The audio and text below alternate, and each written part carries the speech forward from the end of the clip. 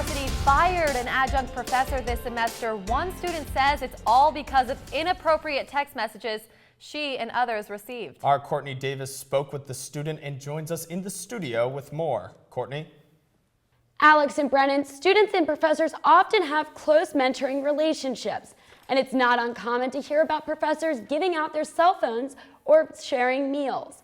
But one student says text messages from her professors following lunch after class went too far. I thought it was fine because, every professor I've had has given us their number. Junior Amy Deneno was a student in Intro to the New Testament last fall. She says text messages she received from her religious studies professor, Hans Arneson, started out friendly about class assignments. He was just a really chill professor and was pretty lenient in things. But the text soon turned inappropriate. He's like, my boss would probably frown on me loving beer with a student, especially a confident blonde woman. I had fun. Deneno says she responded to his text messages to be polite, but wasn't sure how to handle the situation. I didn't know how to react because the way he was talking to me is like the way any guy who was flirting with me in general would talk to me. As the text messages continued, Deneno says going to class became uncomfortable. I would skip classes, I would make excuses for why I couldn't go, and just like the thought of going to class would just make me cringe. Deneno shared with us the text she received, some of which were too sexually graphic to air. One text read, quote, "I wanted to duck into a room with you for a few minutes when you left the room for a second. Just 5 minutes to taste your lips and tease a little," end quote. Another text read, quote, "Have you come over tonight instead of taking the final," end quote. Deneno wasn't the only student receiving texts. For it to be multiple girls from different semesters and for there to be a pattern that I'm recognizing here from all of their stories, I got really pissed. One student we spoke with wanted to remain anonymous. She said she received this text from Arneson, which says, quote, "You could have joined me in my daily after-class shot in my office," end quote. Deneno says once she showed the text to university officials in February, the university took quick action. Now she wishes she would have spoken earlier. If I could change everything, I probably would have told him that drink did make me feel uncomfortable. I probably would have told him to just kind of chill out, stop talking to me like that. We spoke to Arneson on the phone and he declined to comment. The university also wouldn't comment, saying personnel matters are kept private. In the studio, I'm Courtney Davis. Alex and Brennan, back to you. Federal Title IX laws prohibits sexual harassment, discrimination, and sexual violation. All violations of Title IX can be reported to Elon's Title IX officer, Dean Jana Patterson. After a report is made, Dr. Patterson will review the case and take appropriate action in accordance with university policy. Confidentiality is not always possible and depends on the report. The university may require some level of disclosure to complete the investigation. Elon students can seek confidential guidance and support from the Coordinator for Violence Response Counseling Services at the Health Center or from ordained clergy members in the Truett Center. For more on this story, be sure to check out ELONLocalNews.com. You can see more of the text and read more about the process for reporting misconduct at Elon.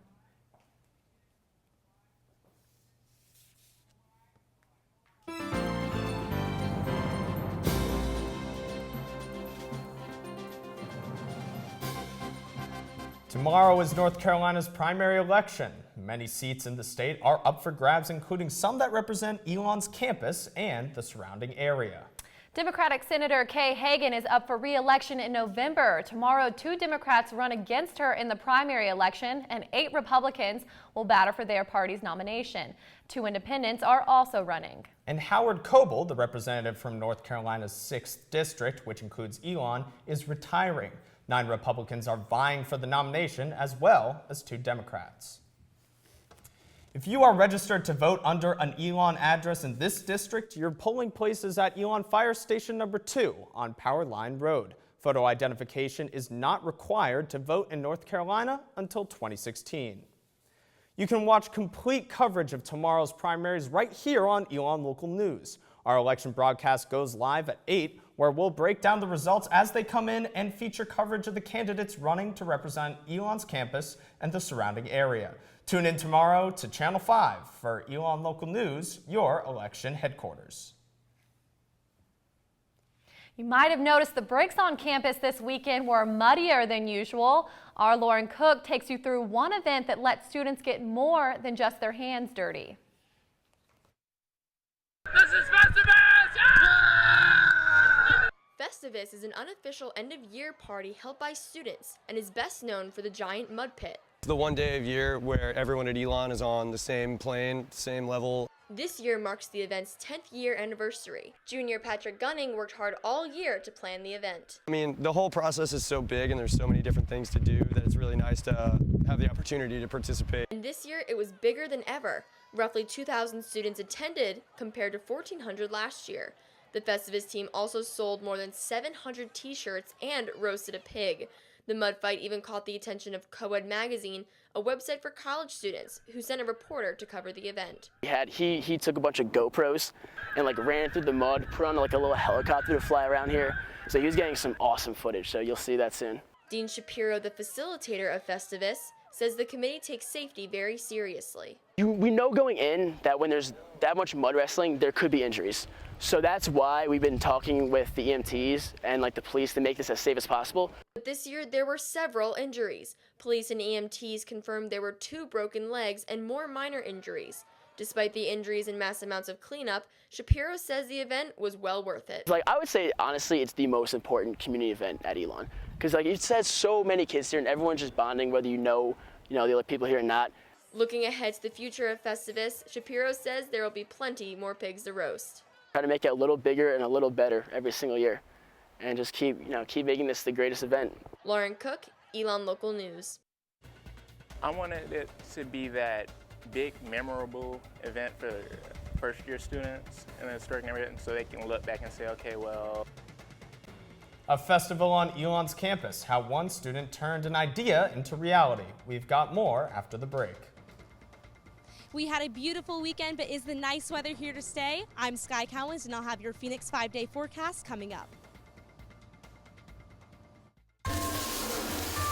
Yami, Burlington's newest Japanese steakhouse, a local gathering for any occasion, specializing in sushi and hibachi-style cooking.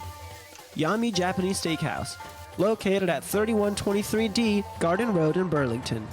Hi, my name is Alexander Dum. I'm the manager here at Yami Japanese Steakhouse. We are proud to support the Elon Local News.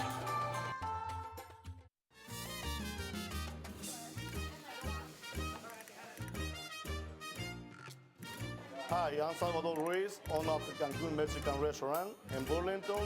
We are proud to support Elon Local News. Hey, Mom. I got the job. You've got the job. Welcome aboard. I've got a job to do today. Have a good first day at work, Mom. Donate to Goodwill. Help provide job training in your community. If you drive buzzed, it could cost you around $10,000.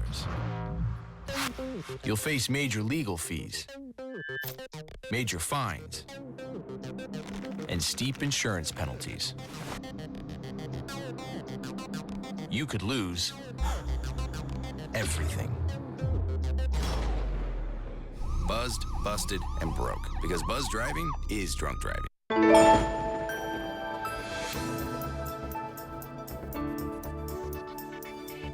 It was sunny and warm this past weekend, and our Sky Cowens is in downtown Elon with our forecast for the next week. Sky, are these conditions here to stay?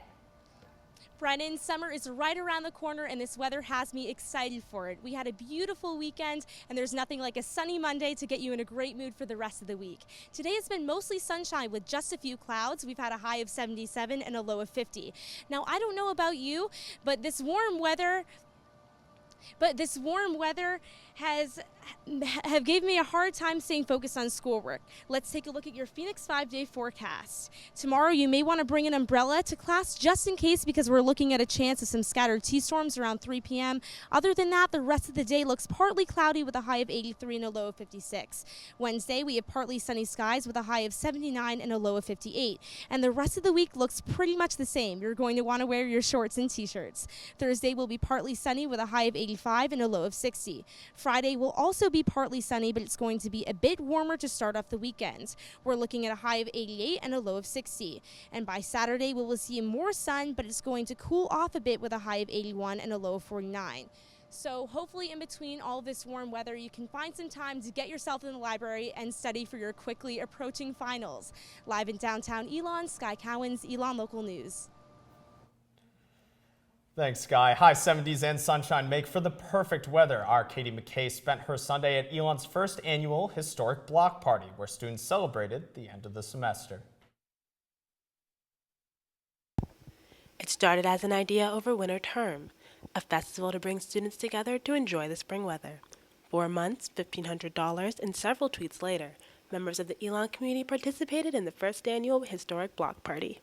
I wanted it to be that big, memorable event for first-year students in a historic neighborhood, and so they can look back and say, okay, well, my first year at Elon, we had the historic neighborhood block party, which was that big event, like the most fun that I had during my first year at Elon. Elon Jr. Darren Daniels organized the festival in just a few months. Some of the highlights, a performance from the Elon World Percussion Ensemble, 2 cookouts, and a neighborhood water gun fight. Most of the festival took place here, between Smith and Carolina, but student attendance was at a low. Daniels says he was expecting more than 200 students, but only around 100 came. Assistant Director of the Historic Neighborhood, Monet Thomas, says turnout for large events can always be an issue, but she felt optimistic. The thing that's always funny is students were like, I didn't know this was happening, and I feel like we were really good about advertising, but once students saw what was happening, they really enjoyed it.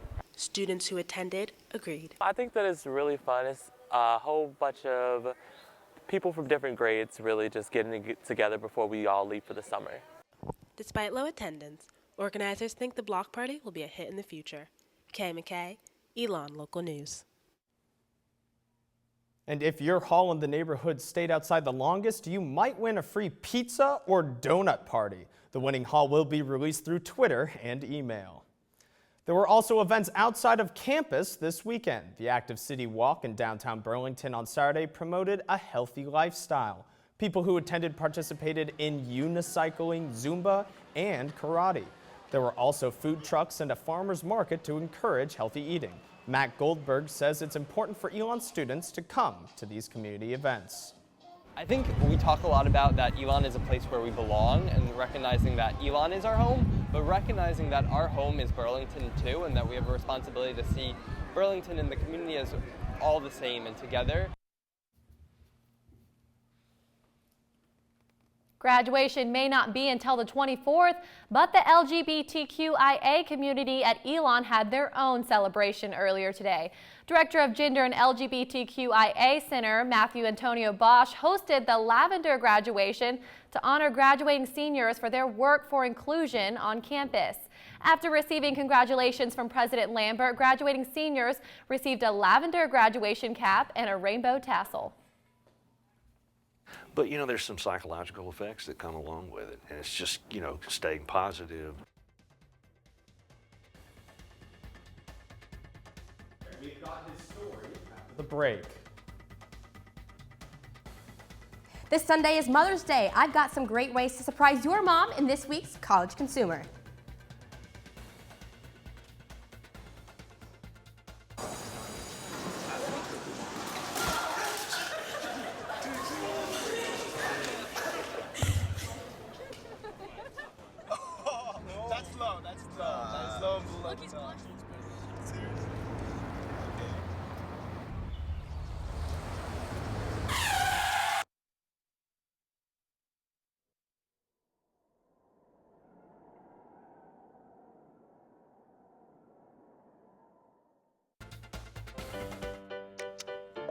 I don't know what's happening.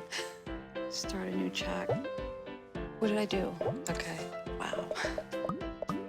is so weird.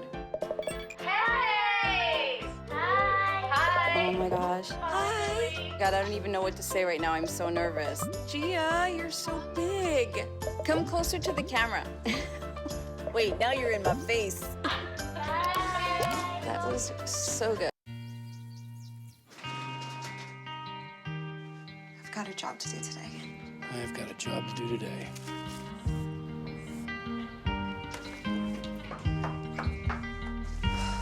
Have a good first day at work, Mom. Your donations to Goodwill fund job training programs right in your community. Feels good to start fresh, right? Sure does. And like that, you're a job creator.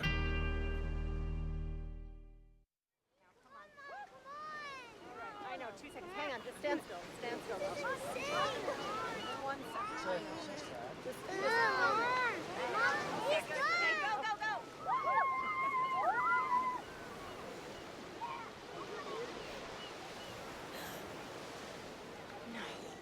Boys, hang on, boys. You don't have to be perfect to be a perfect parent. There are thousands of children in foster care who will take you just as you are.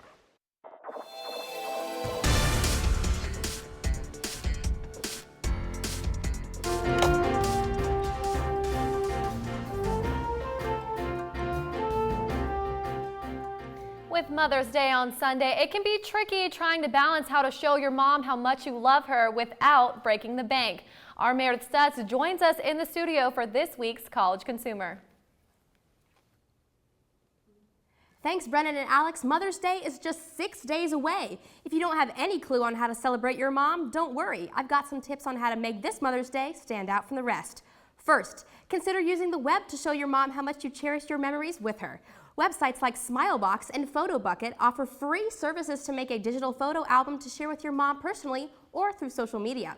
Second, surprise her with a gift that keeps on giving. Services like Birchbox, which provides a sample select of beauty products and home goods, offers a 3-month subscription for $30. Also, for a limited time, Netflix will be continuing to offer their $7.99 a month subscription for TV and movie streaming.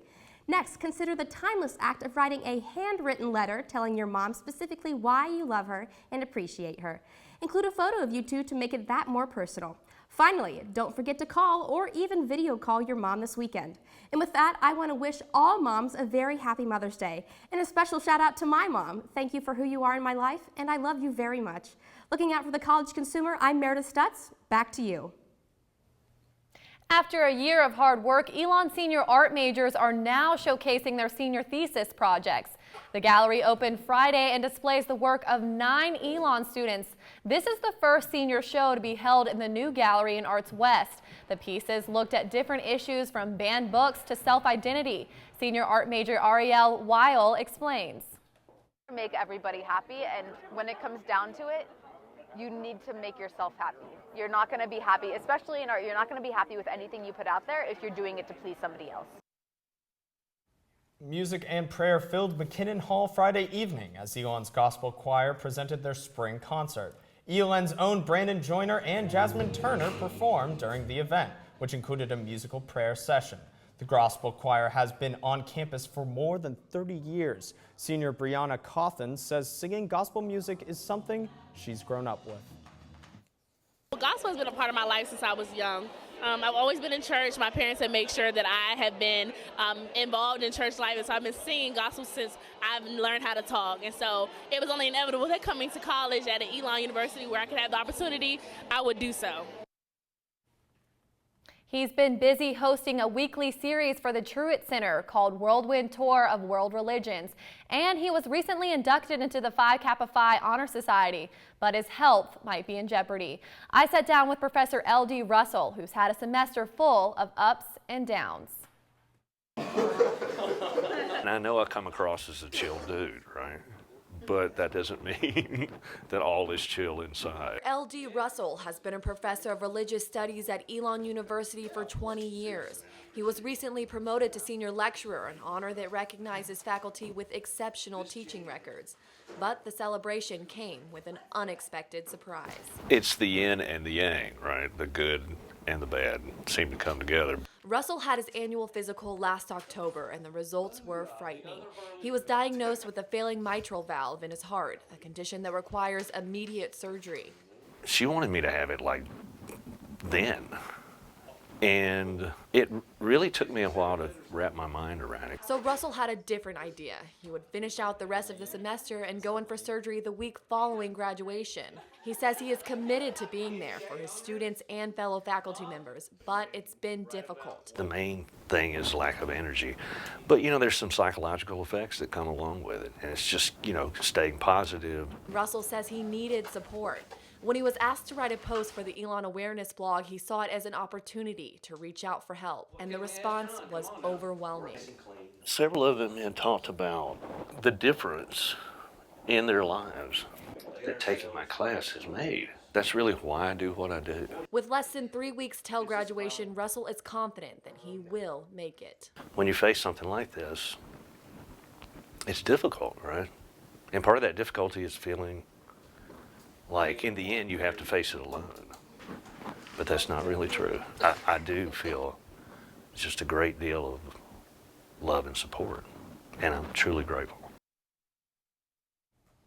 Russell is also confident that the surgery will be a success. He plans on being back this fall and ready to, quote, kick butt. A new face for Elon Athletics. I'm Justin Beagle, and coming up after the break, I sat down with Elon's new men's soccer coach.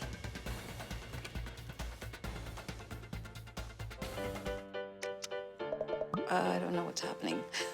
Start a new chat. What did I do? Okay, wow. It's so weird. Hey! Hi! Oh my gosh. Hi. God, I don't even know what to say right now. I'm so nervous. Gia, you're so big. Come closer to the camera. Wait, now you're in my face. That was so good. I've got a job to do today. I've got a job to do today.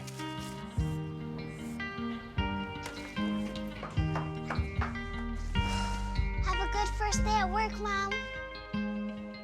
Your donations to Goodwill fund job training programs right into your community. Feels good to start fresh, right? Sure does. And like that, you're a job creator.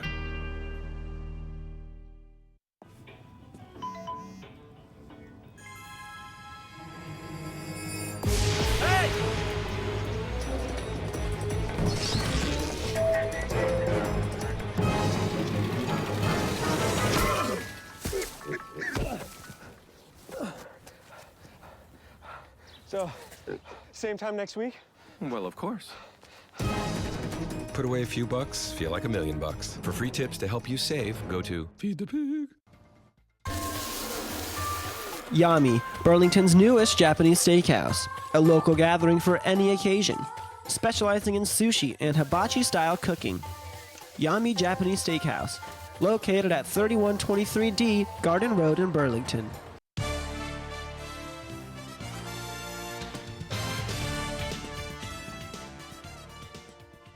Thanks for staying with us. I'm Justin Beagle here with today's sports update. We begin tonight with men's soccer news. The search to replace Darren Powell ended last week when the university hired former assistant coach Chris Little. I met up with the new coach to find out more about his return to the maroon and gold and his plans for the upcoming season. A familiar face returned to the Elon men's soccer team as former assistant coach Chris Little took the helm as the newest head coach. It's very exciting to be back and bit of a whirlwind, but very happy to be here. Little was an assistant for former head coach Darren Powell between 2010 and 2012 and played a critical role in helping lead the Phoenix to 2 consecutive Southern Conference titles. Members of the 2012 team still remember Little and say they're eager to work with him once again. I think all of us, we couldn't be more excited. He was here when we started our championship run, and we couldn't ask for a better person to take over after Darren's leaving. I was really excited, especially because we know him very well and he knows us very well. So we definitely knew he was the indicated person to come. When Little was presented the opportunity to replace Powell, it was a job he couldn't refuse. And he says he's excited for the new challenge. Darren's one of my best friends, and to take over him makes it even more special. So it's a big opportunity to fill his shoes, and one I'm excited about and really looking forward to the journey with the players, and especially if I move to the Colonial. Little assures there will not be a huge drop-off in the coaching philosophy from Powell and his players have complete confidence in him. I just think that the future's going to be really bright with him, and I know all of us players and the people surrounding this program are really excited about it. And I mean, we'll do well, and there's nothing to worry about, and we're in really good hands. And we look forward to seeing Coach Little and the team in action this fall. And speaking of this fall, here's a look at some of the opponents the team will be facing. They will play Stetson and Loyola Marymount in Durham in late August, Duke from Rudd Field in late October, mark your calendars for that one, and the College of Charleston, a former SoCon foe, in Mount Pleasant, South Carolina. We called Elon Athletics earlier today, and they told us the full schedule hasn't been completed, but it should be released earlier this summer. Now moving on, the Elon men's tennis team is preparing just to play in their second ever NCAA tournament. Arjat Agarwal sat down with the first-year assistant coach John Collins, who might have the key to success. Duke, Winthrop, Tennessee, Elon. A loud roar filled Alumni Fieldhouse when the Elon men's tennis team found out its fate in the 2014 NCAA tournament. However, first-year assistant coach John Collins knew before anyone else. I think the connection in Knoxville is a little quicker than it was here, because when Tennessee came on the board, my phone already buzzed like 7 times. And then I saw it in bold letters, ELON. Collins played for the University of Tennessee during his senior year last season, and just a year after graduation, he is coaching against it. They've been talking so much trash to me already. A lot of banter, it's been really funny, but looking forward to it. After spending hours at home, on the courts, and in the classroom together, it's safe to say Collins has a thorough scouting report of Tennessee. The challenge is transferring it to his players. I honestly wish I could just take my fingers and put everything they need to know in everyone's brain. That would be the most ideal way, but science hasn't given us that opportunity yet. Elon will travel to Durham to face the Volunteers at a site that Elon might remember quite well. The Phoenix knocked off number 7 Duke in its season opener this year. We've played with these guys before. We can hang with them, and not only can we hang with them, we can beat them. Collins says Tennessee will always have a place in his heart. I absolutely love my time there. It's such an honor to play in the orange and white. I truly am evolved for life. But come match day, Collins will be living the maroon life. Right now, I'm wearing the maroon and gold, so go Elon. And taking a closer look at this weekend's matchups, the men's team earned the number 3 overall seed and will take on the number 2 seeded Tennessee. That first round match is set for Saturday, May 10th at 9 a.m. in Durham. And don't forget about the women's team either. They'll also be going dancing this year. The ladies will face the number 1 overall seed Georgia in Athens. That match is slated for Friday, May 9th at 4 p.m. Now, yesterday afternoon, Elon's baseball team gave thanks to another group of seniors playing in their final Southern Conference home game from Latham Park. The Phoenix looked to knock off the second-best team in the SoCon in the Davidson Wildcats. A mix of sun and clouds and 80-degree weather proved to deliver the perfect day for baseball. 7-1, Davidson would pick it up in the bottom of the 6th, where it was junior Ryan Cooper with a sac fly to deep right field to get the bats going for the Phoenix. Later in the inning, with 2 men on, it was junior Chris King with a double to left center to cut the lead to 3. King later delivered more hope to the Elon bench with his solo shot to left field in the bottom of the 9th. That would make it 7-5. But on such a special day for the seniors, Davidson would prove to be too much, closing out the game and the series with a final score of 7-5. Afterwards, Elon head coach Mike Kennedy and senior Ryan Pinnell had this to say about this year's seniors. Yeah, we got a good group. You know, there's 5 guys that have made an impact on this program, both in a lot of good ways, off the field, on the field, leadership quality-wise, and you know, I'm leaning on those guys right now. It was emotional. Just like I love all these guys, and just not being able to do that anymore once it's over is going to be tough. And finally tonight, we'd like to congratulate the women's lacrosse team on an amazing first season. The Phoenix were upset by Detroit 15-11 in the Atlantic Sun Conference semifinals on Saturday, officially bringing the season to a close. Elon finished the year with an 8-9 record, going undefeated from Rhodes Stadium. Head coach Josh Hexter was named Coach of the Year, while freshman attack Sloan Kessler was named Freshman of the Year. Goalkeeper Rachel Ramirez was named A-Sun Defensive Player of the Week 4 times as well.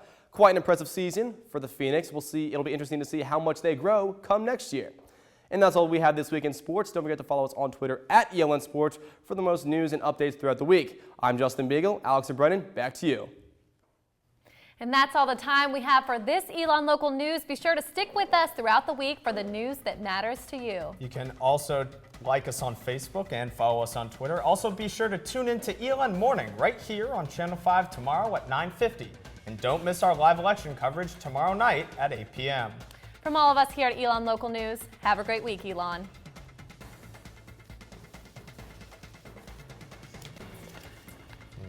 That's all she wrote.